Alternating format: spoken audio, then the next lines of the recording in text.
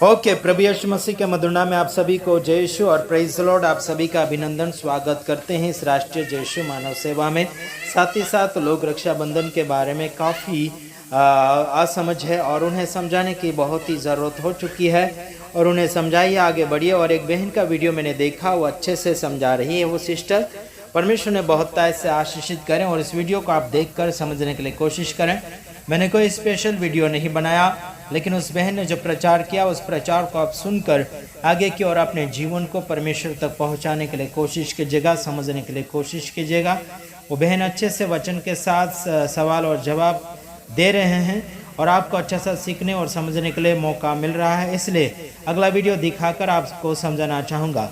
कुछ दिनों के बाद हो सके तो मैं भी रक्षाबंधन के बारे में एक वीडियो वचन के साथ आपको सामने बताने के लिए कोशिश करूंगा। लेकिन आइए उस बहन का वीडियो आप देखिए और समझिए परमेश्वर का वचन क्या कहता है उनके द्वारा। चलो ठीक है, ओके, गॉड ब्लेस यू।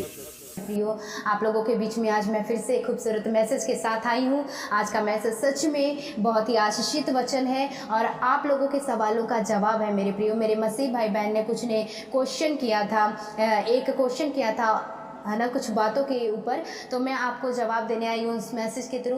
और मैं चाहती हूँ मेरे प्रियो कि मेरे सभी मसीही भाई बहन आज का मैसेज ज़रूर सुने और प्रभु यीशु मसीह की ओर से जागरूक हो जाएं, क्योंकि अभी भी ऐसे मसीह भाई बहन हैं जिनकी आंखों पे अभी भी शत्रु की ओर से पट्टी बंधी है, जिनकी वजह से वो सच्चाई को नहीं देख पा रहे हैं, सच्चाई को नहीं जान पा रहे हैं। मेरे प्रियो, आप लोगों को सच्चाई जानना ज़रूरी है। मसीह होने के नाते, प्रभु के बेटे और बेटियाँ होने के नाते आप लोगों को वो बातों को, हर एक परमेश्वर के वचन को गंभीरता से लेना बहुत ही ज़्यादा ज़रूरी है। क्योंकि जब हम परमेश्वर के वचन को गंभीरता से नहीं लेते हैं, है ना, उसको ऐसे ही पढ़ के अगर छोड़ देंगे, अगर कुछ बातों से अनजान रह जाते हैं, तो कहीं ना कहीं हम भी अपने जीवन में पाप कर बैठते हैं। इसलिए मेरे प्रियो, परमेश्वर के वचन को गहराई से जानना जरूरी है, गंभीरता से सोचना जरूरी है, ताकि परमेश्वर आपको उस पाप से, परमेश्वर का वचन जो है, बचा सके। आमीन मेरे प्रियो। तो परमेश्वर के वचन में जाने से पहले, मैसेज में जाने से पहले मैं परमेश्वर का शुक्रिया करने वाली हूँ, धन्यवाद देती हूँ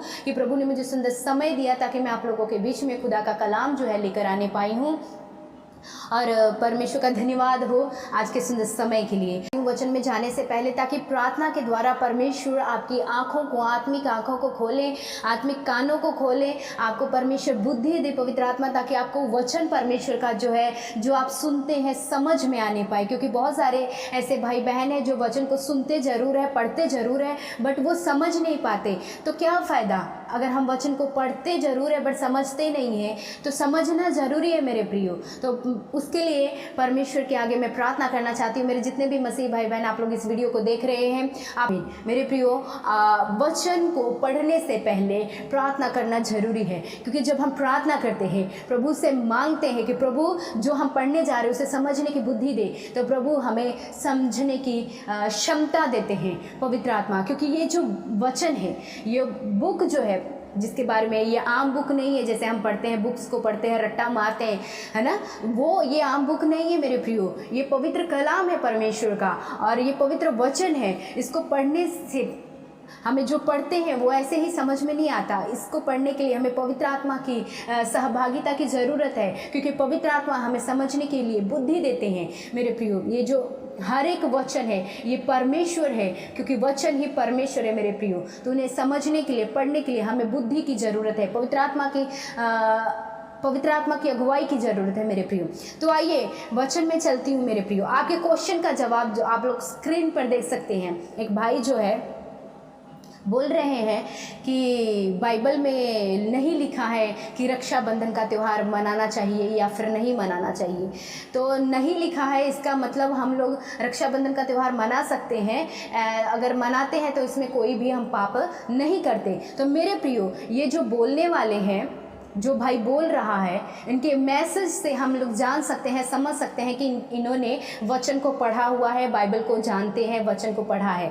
अगर वचन को नहीं पढ़ते तो इनको कैसे पता चलता कि बाइबल में ऐसी बात लिखी नहीं कि रक्षाबंधन मना सकते हैं या फिर नहीं मना सकते मेरे प्रियो। और आप भाई, अगर आप सुन भी रहे हैं तो आपके सवाल का ही जवाब मैं आपको बताना चाहती हूँ कि जब हम निर्गमन की किताब 20 अध्याय उसका 3रा वचन पढ़ते हैं तो उसमें लिखा है परमेश्वर ने 10 आज्ञा जो है इजरायली लोगों को दिया, और सबसे पहली आज्ञा जो परमेश्वर ने दी है वो ये है कि तुम मूर्ति पूजा मत करना। तो मेरे प्रियो, अगर मसीह होने के नाते दूसरे लोग जो संसारिक लोग हैं, दुनियादारी जो है, वो लोग अगर रक्षाबंधन का त्यौहार मना रहे हैं, उनका कोई बात नहीं है क्योंकि उनको पता नहीं है और वो लोग मनाते हैं, अच्छी बात है। बट जो मसीह के लोग हैं, जो प्रभु के लोग हैं, जो परमेश्वर पे चलने वाले लोग हैं, वचन को पढ़ने वाले लोग हैं, अगर आप लोग ऐसी बात कहते हैं तो मैं मूर्खता ही समझती हूँ। क्योंकि मेरे प्रियो, परमेश्वर का वचन कहता है कि तुम मूर्ति पूजा मत करना।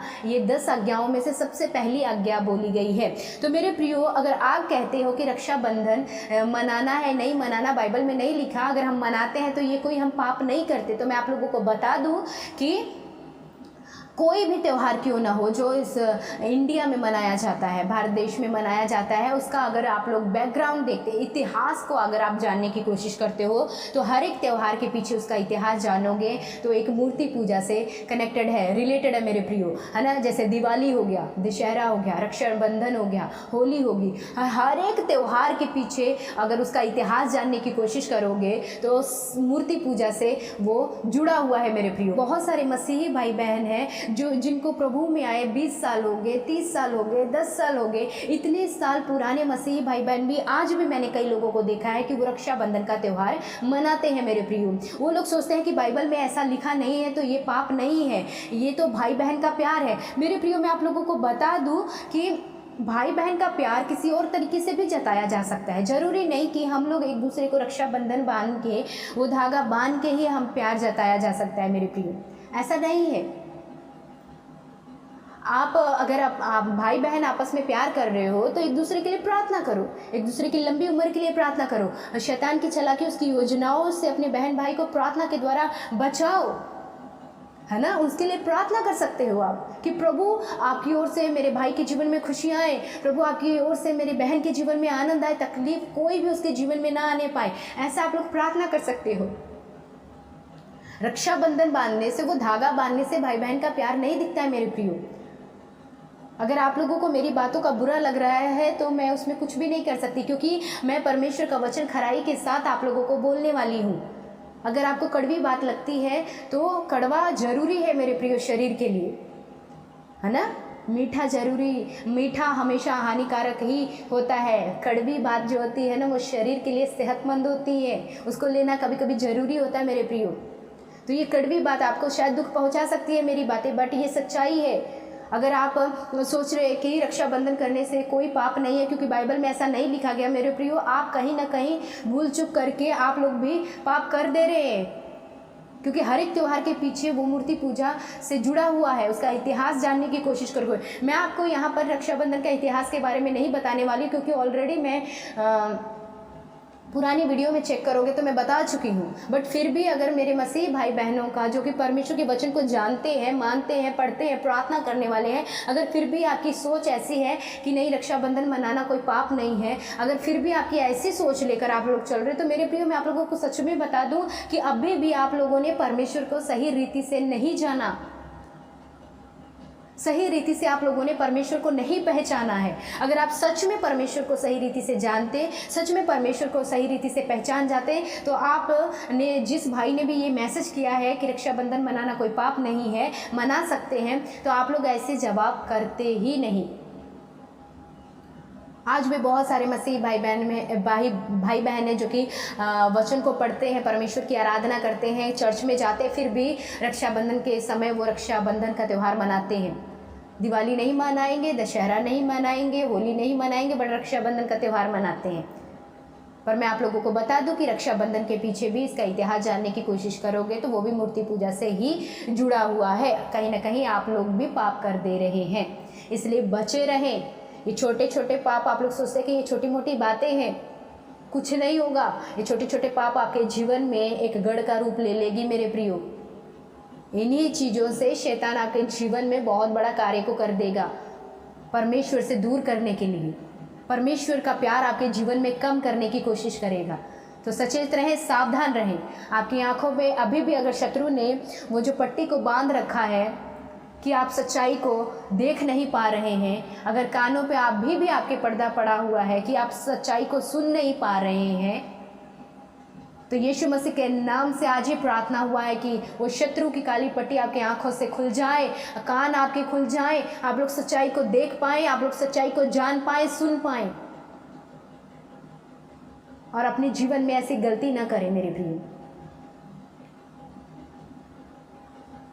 अगर आपने ऐसा किया है अपने जीवन में, प्रभु में होते हुए भी आप लोग ऐसा काम करते आए हैं, तो प्रभु से क्षमा मांगें और आगे से ना करने के लिए प्रभु से बोलें कि प्रभु आगे से हम लोग ऐसा नहीं करेंगे, पश्चाताप करें, क्योंकि ये एक पाप है जो आप करते हैं अपने जीवन में। ना करें मेरे प्रियो।